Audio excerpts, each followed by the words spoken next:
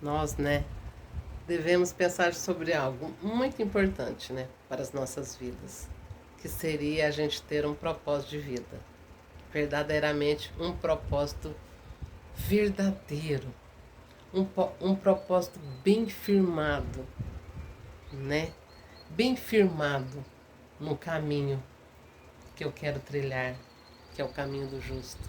Então eu tenho que ter um propósito de vida junto a Deus, principalmente, né? Porque às vezes nós temos vários propósitos, mas aqui, né? Os propósitos aqui de baixo, mas nós temos que nos elevar mais alto, né?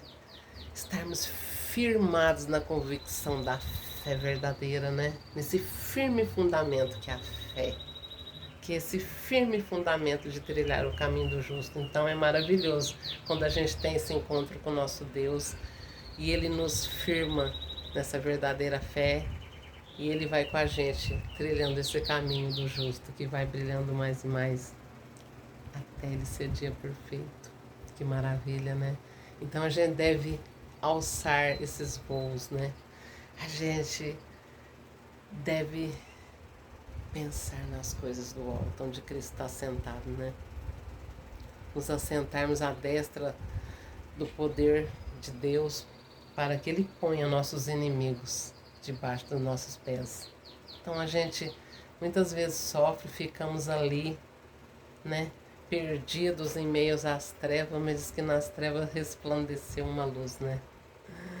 E foi-lhes dado um menino vos nasceu, o menino Jesus. Então a gente deve pensar sobre isso verdadeiramente, né? O que seria esse menino que nos é dado? Um menino foi-lhes dado, né? Um menino vos nasceu, o menino Jesus. Que maravilha, Tirorvis, Boris Merskan. Então a gente deve se voltar, né?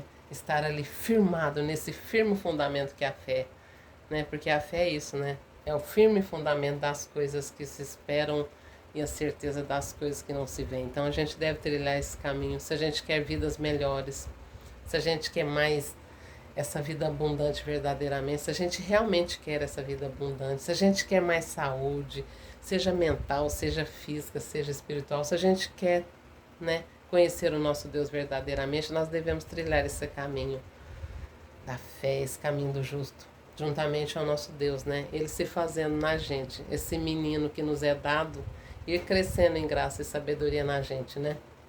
A gente tem que ir chegando a esses entendimentos de quem é esse menino que nos é dado, que ele está ali nas escrituras, ele é o verbo, e ele vai se encarnando na gente, ele é o espírito da verdade, ele é a mente de Cristo.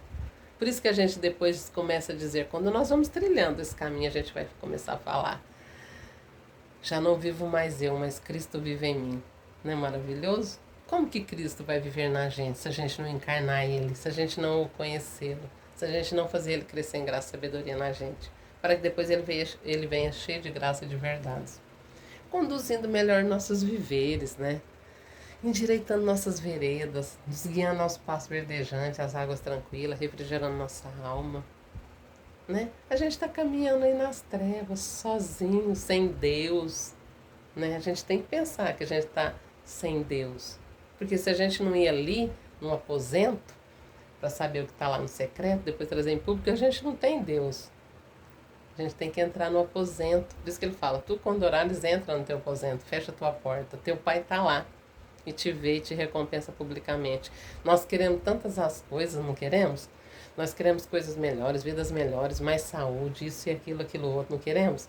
Mas nós temos que entrar no aposento, fazer nosso Deus na gente, crescer em graça e sabedoria, receber esse menino que vai crescendo em graça e sabedoria.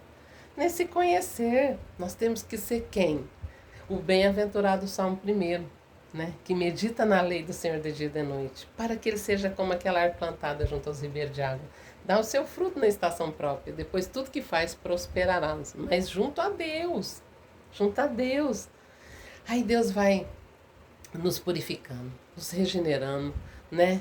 Vai nos louvando, vai nos honrando, vai sendo feito em nós o nosso Deus, em cada um, a multiforme sabedoria, né? Nós vamos conhecer Deus face a face, não só do que nos falaram, né? Eu conhecia Deus de ouvir falar, mas agora eu vou conhecê-lo face a face, em espírito e em verdade, nessa encarnação do menino Jesus, que vai crescendo na gente em graça e sabedoria. Então é maravilhoso esse conhecer. E a gente vai rumo ao propósito, aos sonhos de Deus, aos que ele diz que depois ele vai mostrar um caminho sobremodo excelente para a gente. Mas se a gente buscar com zelo os melhores dons, então, se a gente buscar com zelo os melhores dons que está ali nas Escrituras, ele vai mostrar esse caminho sobremodo excelente, nesse cumprir desse propósito. E a gente vai estar ali firmado todos os dias, nesse anseio, ai, mais de Deus, mais conhecimento, mais de sobrenatural, mais fazendo prodígios e proeza, mais poder, mais força, mais sabedoria, que é tudo que precisamos. Conhecer Deus verdadeiramente. Ele diz que as pessoas sofrem, esse povo sofre por não conhecer as Escrituras nem o seu poder, não ter conhecimento de Deus verdadeiro, não tem fé com obras, é tudo em vão, é só de boca, o coração está longe, não conhece Deus, não entende, não sabe quem é Deus, não sabe o que é crer, não sabe o que é fé. Nós temos que nos aprofundar, temos que fazer em nós a estatura espiritual de um Cristo, seja na largura, no comprimento, na profundidade, toda ali, né? As maravilhas, as grandezas de Deus, seus atributos, sua natureza. É em nós, Deus conosco. Graça, lá e teve, bom vivermos.